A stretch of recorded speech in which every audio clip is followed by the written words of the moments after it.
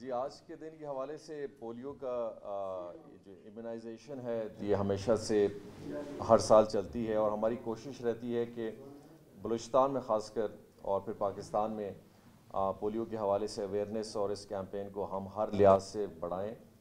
لوگوں میں بھی اویئرنیس ہو تاکہ اس میں پارٹیسپیشن بھی زیادہ ہو، اور امیونائزیشن کے اس کیمپین کو زیادہ سے زیادہ سپیس ملے اور زیادہ سے زیادہ کوریج ہو۔ یہ بہت بڑا چیلنج ہے پاکستان کے لیے، کیونکہ پچھلے 1-2 سالوں سے اس کے نمبرز میں تھوڑا اضافہ ہوا،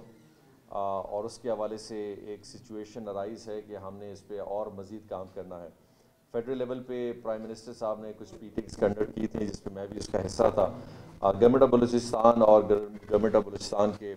ہیلتھ ڈپارٹمنٹ اور ان کے ساتھ ہمارے ساتھ جو یہ پولیو ٹیم پوری ہے، ہر جگہ اپنی پوری کوششیں کر رہی ہیں تاکہ اس چیلنج کو ہم اس پہ قابو پا سکیں، اور پورے بلوچستان میں اس کا اسپیکٹرم کو سب سے وسیع حد تک کوشش کریں کہ کور کر سکیں۔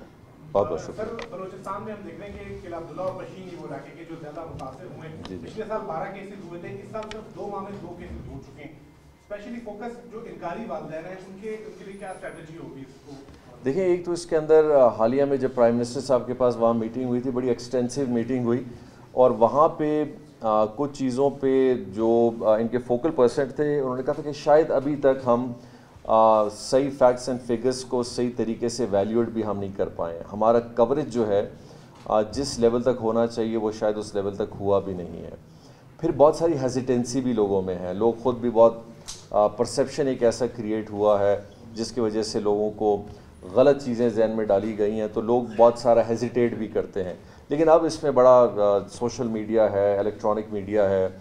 اویئرنیس ہے، پبلک خود معلومات حاصل کر رہی ہے، تو اس کے نسبت تھوڑا سا بہت بہتری آئی ہے۔